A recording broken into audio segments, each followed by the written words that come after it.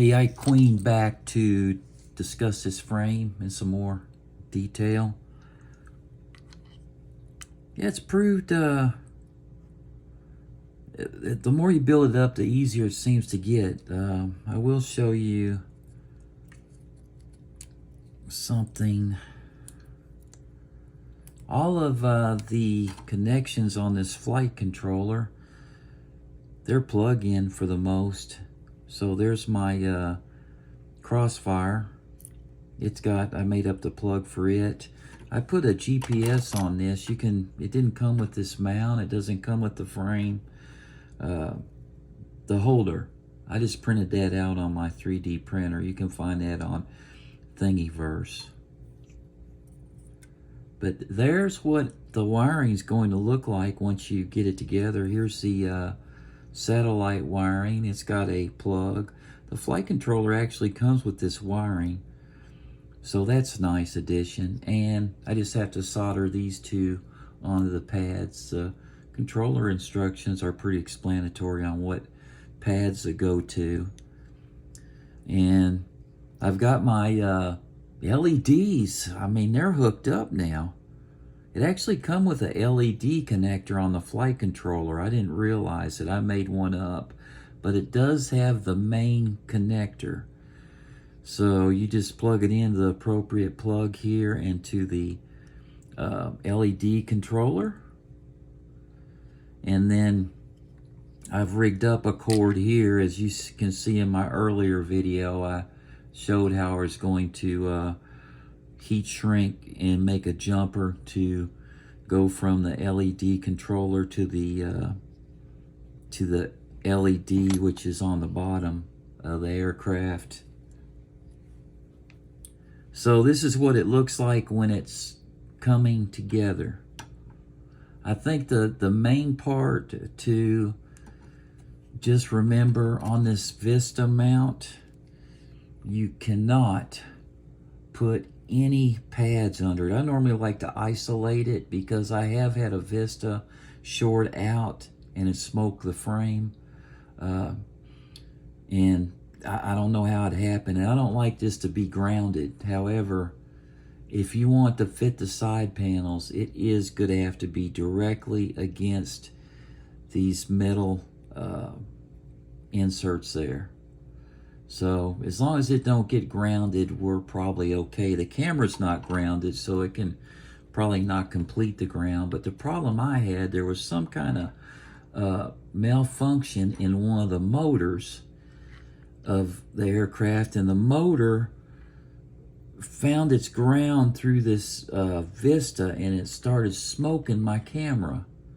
So ever since then, I haven't wanted to ground my Vista and my camera as a precaution.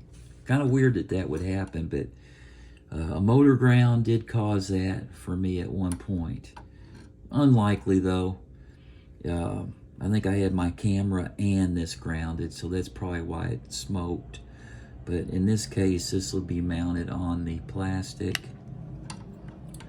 So there we have it. Again, just make sure you see how this has to go over top of the Vista. Make sure you leave plenty of slack. This goes straight up when you solder it. And I believe I'm going to redo these wires. Instead of run on top of the Vista, there's a channel in here. I'm going to run my GPS wires and my Crossfire. There's a channel inside of here.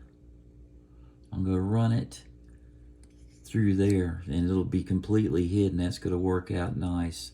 I also want to add this buzzer. I don't have an extra pad to turn the buzzer on and off, so what I'm going to do, I never have tried this, I assume it'll work. I just want it for a lost buzzer in case my battery ejects, which I've had happen many times. I usually get in some pretty hard crashes. And the lost finder will go off if I lose the battery. I'm thinking I can just stick this guy right in here. That would be perfect. And then hide the wires up through this channel through here. So I'm going to try that. It comes with a buzzer, so I don't need the buzzer action that the drone does, but I do need it to go in the lost mode buzzer, and I think it'll do that just by having the positive and negative hooked up. I'll try it, and we'll see. That's all I care about, is if it's lost, the battery's dead, because this thing will... And another thing, if your battery... If you don't eject and you go dead and you're like looking for it, this will last for a couple days. And it's got a light. So, cheap insurance. I've never lost a drone. Well, I'll take that back. I did lose one with a buzzer. But that's another story. But other than the one, I've lost a few drones, but I never usually lose them with this buzzer. Unless something really crazy happens, and that's a story for another time. So there we go. I've got everything out. I'm to the point to where I'm about wired up. So I'm gonna fire this off. This will have an Immortal T once I get it bound. I just got the stock antenna on it. And I'm ready to plug it in. I usually do put a smoke tester on it.